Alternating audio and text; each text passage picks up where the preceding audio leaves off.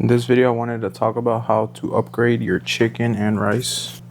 I'm having some right now, that's why I got the idea for the video. I would say that I have a pretty decent experience with chicken and rice. I used to meal prep it a lot, but over the past like 2 years, I've really found a really good and easy method to make the chicken and also the rice. For the rice, I used to use a rice cooker, but now I do it in a pot on the stove, which actually both ways are pretty good, but I find it just easier and quicker on the pan. So in this video, I'm gonna go over all the methods, ways to enhance the flavor for the juiciness of the chicken, methods to cook the rice, and also some good sauces I recommend that goes really well with the chicken. So I hope you guys enjoy this video and find it helpful. Alright, so I just came back from my lift, and generally I like to have chicken and rice after my lift, usually within an hour. So for the chicken and rice, you cannot have dry chicken. Like, come on now. So what I did to solve this was just straight up bake my chicken, which has been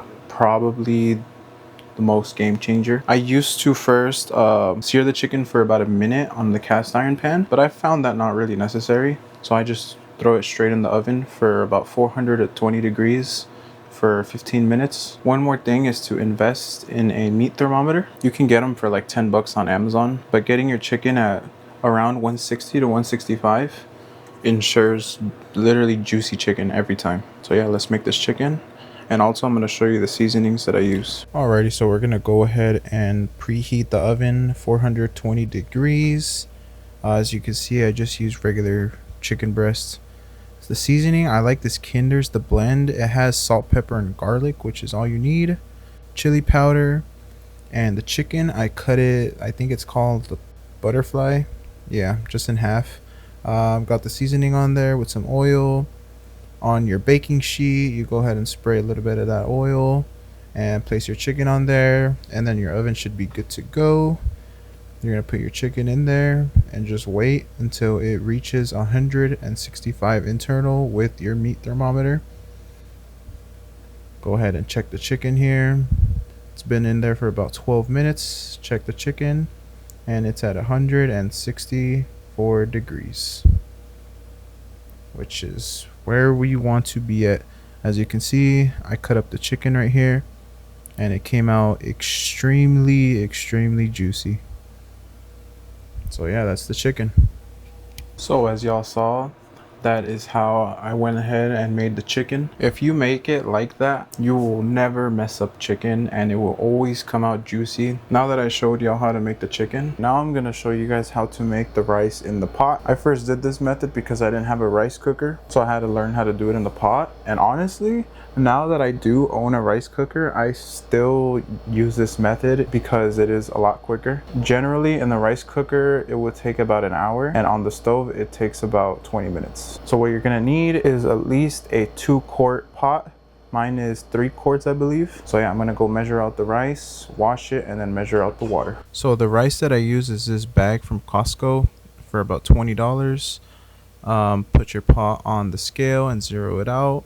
I weighed about 2 cups, which is about 400 grams. Then you're going to go ahead and rinse out your rice. Do this about 3 times and pour out the water. Back on the scale, and we're going to go ahead and measure out 500 grams, which is 1 cup rice to 1 1/4 cup of water. Put your rice on the heat until it starts to simmer. Then we are going to go ahead and add 2 pinches of salt. Salt to taste. If you guys want it saltier, do a little more. Then we're going to go ahead and mix it so then when it's done cooking, nothing sticks. Put the lid on and put the heat as low as your burner gets and let it sit for 15 minutes. Now that it's ready, turn the heat off and let it steam in its own steam for about 10 minutes. And there you go, finished rice. So that right there was the rice, and honestly, despite having the rice cooker, I still make my rice time and time again exactly like how I just showed, and it is probably my favorite method. That being said, I'm gonna show you guys some sauces that have been my favorite, and honestly with these, that's pretty much all I need for chicken and rice. So this first sauce right here is an absolute staple, and I would probably recommend this one to the most people. It's just the original barbecue, sugar-free. Next is this sweet chili. It's a little different than what I'm used to putting on my chicken and rice, but honestly, I've been really liking it lately. Next is the sugar-free sweet and spicy by G Hughes. Like the first one, but a little sweeter taste. Next is my homemade chimichurri that I've been putting on basically all my protein. I'll go ahead and leave the recipe in the description for y'all.